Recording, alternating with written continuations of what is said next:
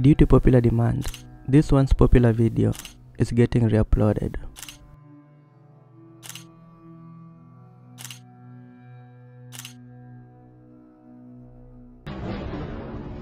Welcome back. In January of 2021, I shared a piece of interview of the Robinson brothers. I was only interested in the part where they talked about the Black People DNA series. The 3-hour entirety of the interview will be linked down below. Welcome back.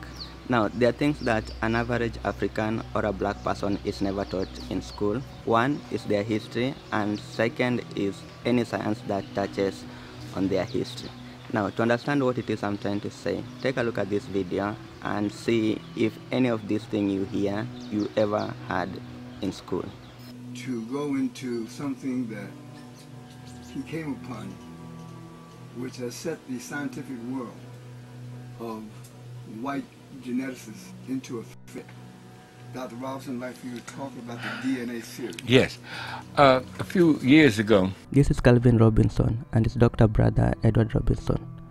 Whatever they are going to speak about next will leave you speechless.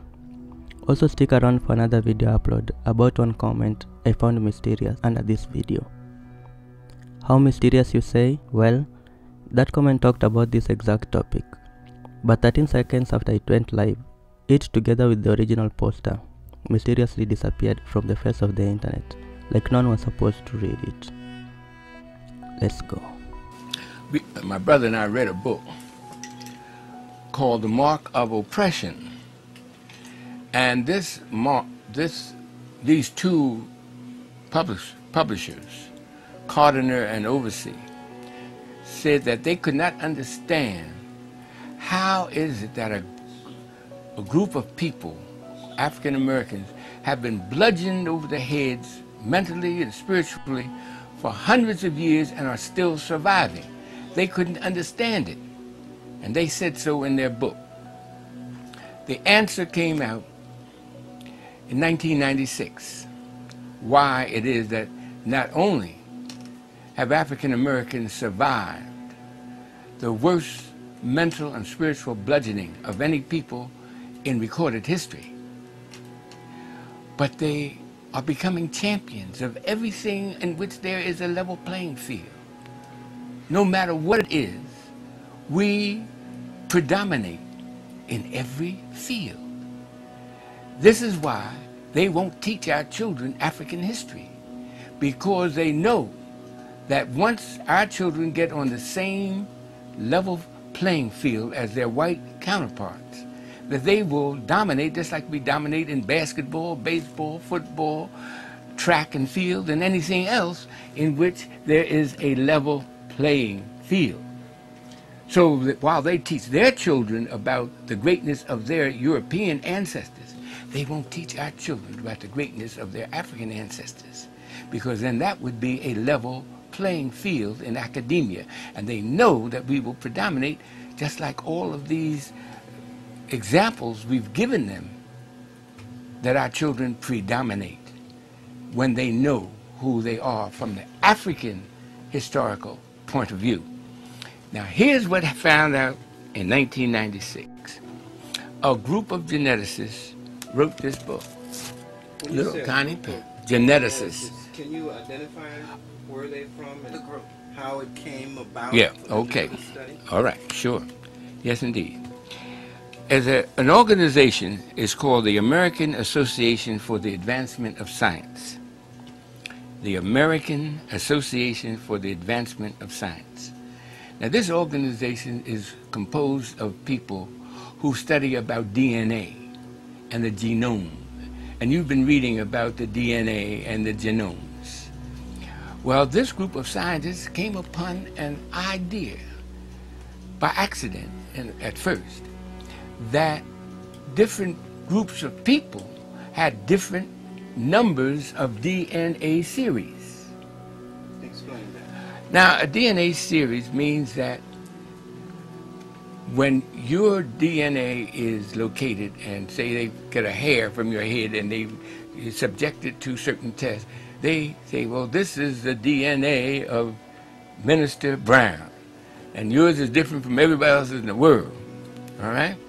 Then they found further that not only are their DNA series different, but the number of DNAs in there are different in different groups. Whites have a different number of DNA, and blacks have a different number of DNA series. Apes have a different number of DNA series. Then they found this amazing thing, that the greater the number of DNA series, the smarter the person, the group is, the greater the probability of genius within that group. So they tested the orangutans, these 15 geneticists from around the world. Now, these geneticists came from 9 different universities. And we have here on the cover of the pamphlet they put out the names of these geneticists. And you can see them right there, right beneath the title of this pamphlet. Now this pamphlet, most people have no idea what it means. But breaking it down, and after you study it and have it explained to you by a geneticist, a trained geneticist, you will find that they're talking about DNA series. Now here are the names of these 15 geneticists from around the world: University of Japan, University of China. Yale University is the headquarters of this organization called the American Association for the Advancement of Science. And you see it down there. Now this was copyrighted in 1996. All right.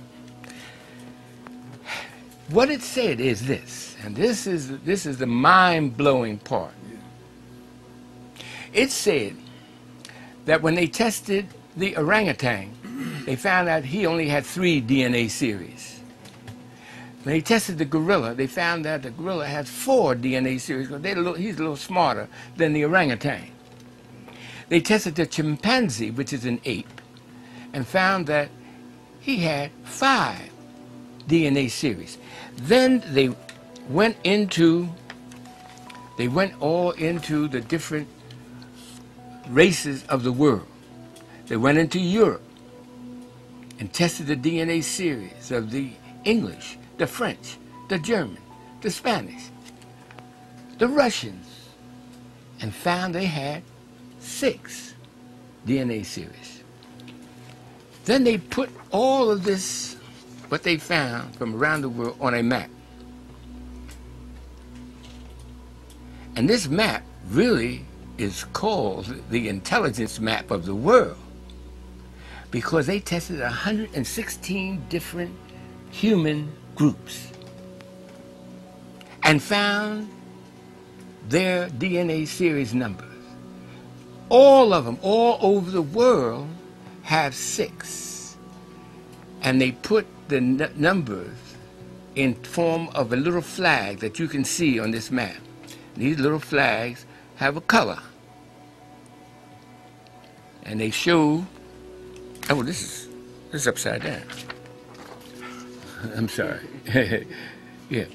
And they show that the English have only 6, and all into Europe, only 6. Went over into Japan and China, and they only have 6. Over into America, which is predominantly European, and they only have 6. Then they came to Africa, and they came to the part of Africa. Now, all the rest of them, they put in little flag colors. Those flag colors are orange-red, if you notice. But when they came to Africa, found out that the African people have 9 DNA series, from here just below the Shanghai Empire down to the foot of Africa. All those 10 nations, of which African Americans descended from one of them. We have 9 DNA series, the greatest possibility of genius in our group. Now it's answered this age-old question. How can a people survive being told they're nothing for 400 years, never allowed to learn that they came from beautiful cities and told they came from a jungle? How could a people survive?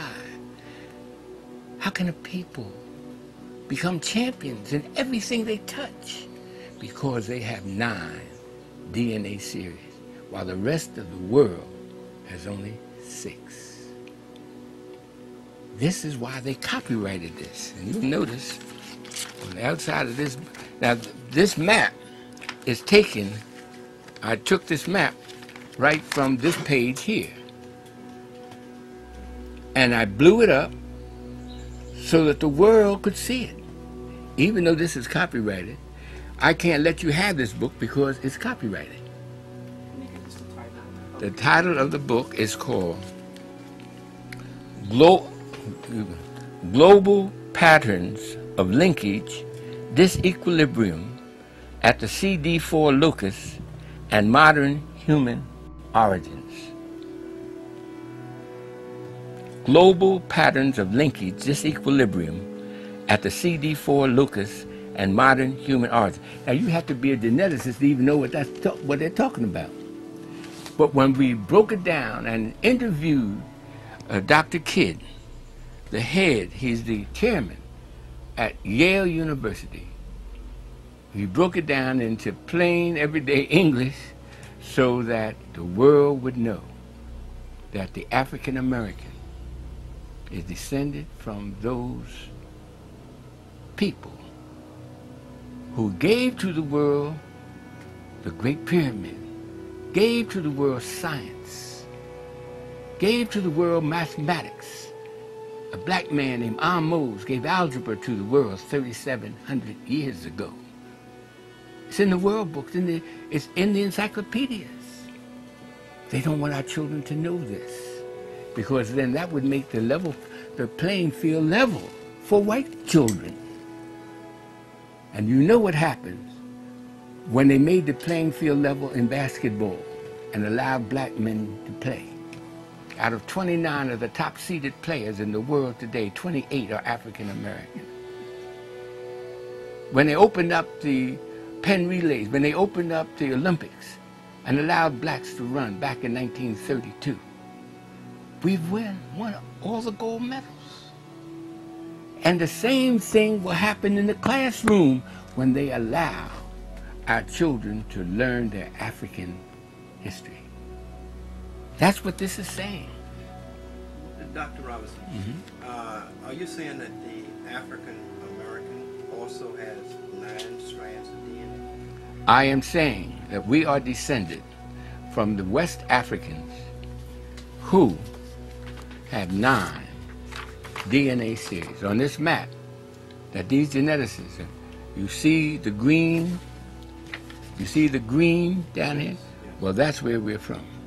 That's where African Americans are from. Did they test African Americans? They couldn't. They tested Americans as a group, whites, and they have 6.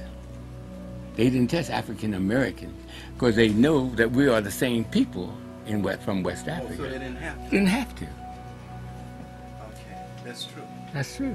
How is it that you think that this evolved, that we evolved with 9 strands 9. below the Sahara? Well, it tells you in here.